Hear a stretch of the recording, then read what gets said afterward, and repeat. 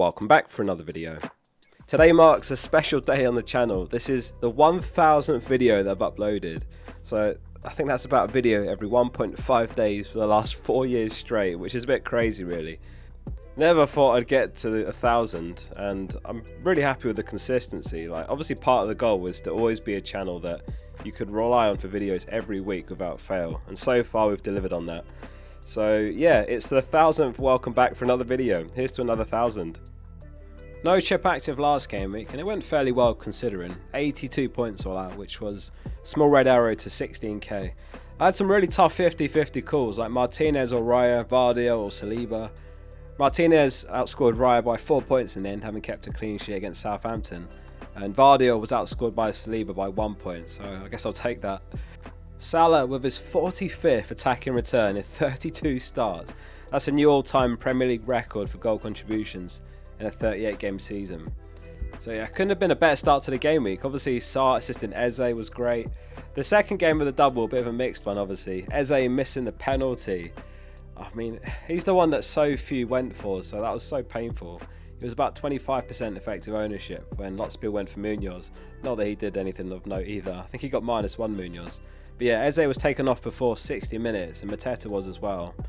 Murphy with a goal and an assist. Barnes hauling again as well. Barnes, something like 27 points he got. If he went for him, then well played. Crazy score, well deserved. Only Salah's actually registered a bigger score this season in a game week than Barnes. Let's have a quick look at the best and worst scores sent in by you this week. John McCulloch first. He went Howe assistant manager, who scored 23 himself obviously. That helped him finish on 105 points all out after -4. Well played. Did anyone else manage to score 100 plus this week? FPL Zidane had a bit of a disaster, finished on 51 points, and that was a red arrow down to 107k, about 30 points off the safety score. Very unlucky as well going Mateta captain, who obviously finished both games coming off before 60 minutes for a 2-point double game week. Lastly, FPL Chip living up to the name with 113 points after activating his bench boost amazingly well. He went Pickford, who got 9 points, Rodgers got him 6, Bradley got him 9, 25 points on the bench boost is massive. Like, I think I'd be happy if I got 15 to be honest, let alone 25. But let's get into the team for double game week 33 then. The bench boost chip is active.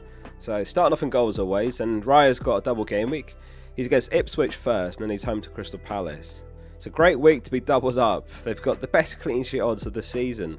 Arsenal have been given a 72% chance of keeping at least one. I've calculated the combined odds here. Man City are in second with a 53% chance. Palace's combined odds are 38% and Villa 35%. So Liverpool and West Ham have got the best odds of the single game week teams against Leicester and Southampton respectively.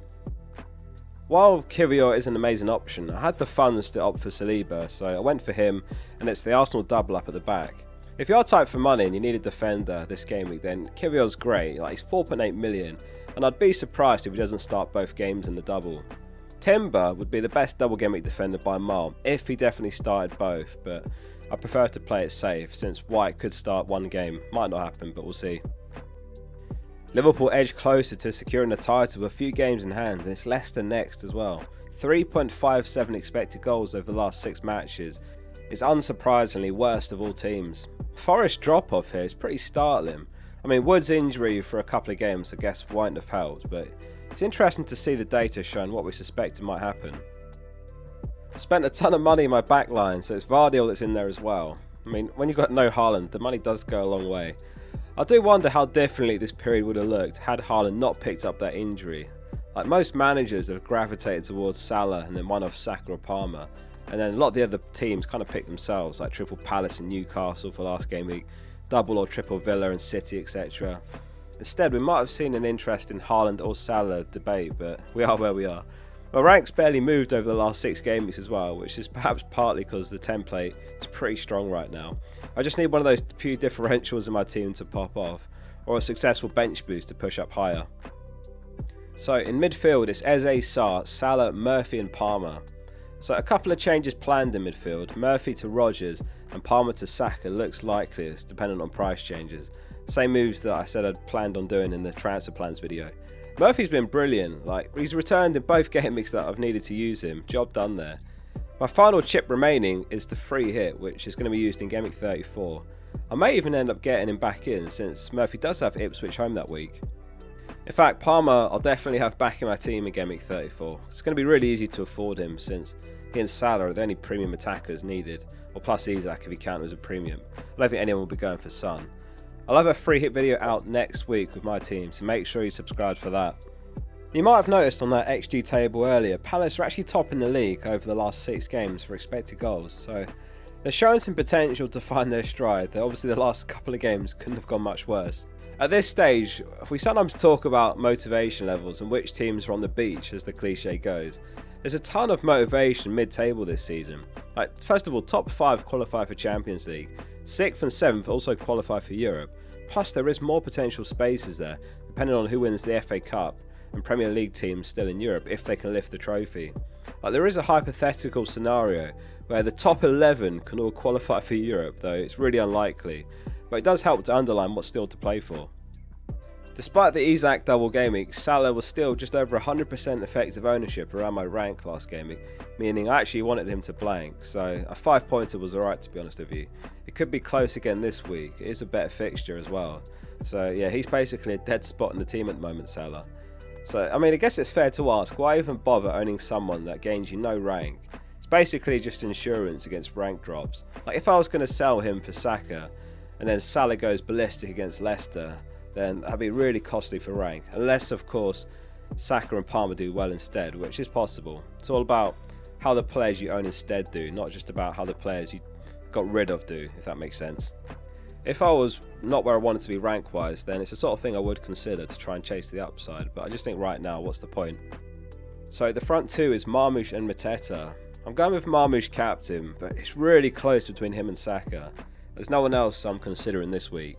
On the one hand, Saka's double is a bit better, but on the other hand, Marmoush feels potentially safer for minutes, but it's really tight because Man City do have the FA Cup, so it's a Saturday, Tuesday, Sunday turnaround, which I guess isn't too bad, but it's a busier schedule than Arsenal. Theirs would be Sunday, Wednesday, and then Tuesday, since they don't play on the weekend of Gameweek 34, so it's a better rest period for Saka. Who are you guys going with this week, Marmoush, Saka or someone else? I had a look at the captaincy widget on the app just now, and Saka's top with 5 stars, Marmoush 4 stars, and then no one else has got more than 1 star. Marmoush is still second in Bundesliga among all players for goal contributions this season. That's how good he's been. Since his arrival in January, only João Pedro's got a better XGI among forwards. Though obviously João Pedro's had a few penalties. No forward's better than Marmoush's 4.97 non-penalty XGI. Link below to become a Scout member and access all these tables and the other perks. No bad blood between Glasner and Mateta after that half-time sub in the first game of the double. Glasner said before the match, I told him at half-time that it's a tactical decision, and I really didn't talk about it anymore because he knew it, he accepted it. We have quite a close relationship, and of course I told him that he would start again. But yeah, Arsenal away is going to be a brutal fixture in that double, so I'm hoping they can put a few past Bournemouth in that first game in particular. So the bench boost is active. Let's talk about the bench. It's Martinez, Isak, Wan-Bissaka and Berm. It was a bit of a rush decision to get Wan-Bissaka over Konsa from the wildcard because I had to activate it last minute. And with a bit more time, I might have ended up going with Konsa because he does have a double now. But the more I look at it, the more I don't mind it too much. Like Southampton at home, that's perfectly fine. But let's not forget, Villa have got a good chance of doubling in Gameweek 36, depending on if they knock Palace out of the FA Cup semi-finals. Or maybe if Spurs reach the Europa final. I mean, Spurs could be out by the time you watch this, or they might be through. Those double Gameweek 36 spots are going to be so valuable because we can only bench 4 players the week after in the blank. I'll be on triple Palace and double Villa after I buy Rodgers, which means if Man City also reach the FA Cup final, then I'm going to have a minimum of 4 doublers, maybe 5. And as I say, whoever doubles in 36 is expected to blank in 37, so that week could cause problems. So it could inadvertently work in my favour by going Wan-Bissaka, since I won't have to spend a transfer there in 37. Instead, I might have the option to add one more double Gameweek player, for example Kluivert, who will double there along with Man City, and finish the season home to Leicester in Gameweek 38.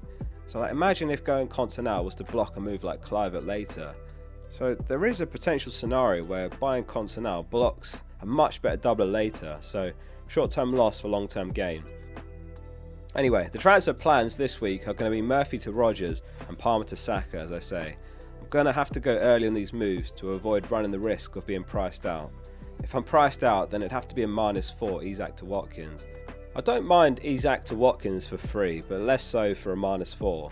It's a weird one though, like Watkins is barely getting starts recently, and Rashford has played pretty well. He had a brilliant game against PSG in the Champions League, and Emery alluded to the fact in a press conference that there isn't enough time to find a way to tactically start them both together, and it was a similar problem that he faced when Duran was at Villa. I mean, he might still try it out, but it could end up being one or the other. Rodgers did look knackered in that PSG game. I mean, it really surprised us all when he started last game against Southampton, and he still played 84 minutes as well. He is a bit of a beast though, isn't he? He kind of reminds me of Bruno in terms of his availability and his energy and the amount of minutes he gets. A lot of you have commented this week about De Bruyne after that 12-pointer. The recurring theme for me this season is I've tried to buy players that are very reliable for expected minutes, so he just doesn't tick that box for the play style that I'm trying this season. And going back to that earlier point, does he really start all 3 games over, I think it's 8 days? So double Gameweek 33, plus then the FA Cup to follow on the weekend. I just don't see it happening. Obviously, he's good enough to haul if he just gets 80 minutes and 30 across the 2 games, but he doesn't tick the expected minutes box for me, so I'm stubbornly rejecting De Bruyne as an option for my team. The Gabriel injury has obviously left me 1 transfer behind where I wanted to be this week. Originally, I had set myself up to basically sell Burn or Isak, but yeah, it is what it is. FPL rarely goes perfectly to plan, does it? So yeah, these moves get me to 10 doubles this week. The 2 teams that I'm not tripled up on would be Man City and Aston Villa. As I say, we'll have to see what happens in double Gameweek 36. That could end up being a good thing, not going with 12 doublers now. Good luck everyone, especially those of you that have got a chip active this week. Hope you all smash it. And thanks for being a part of video number 1000, huge milestone for the channel. See you soon for the next one.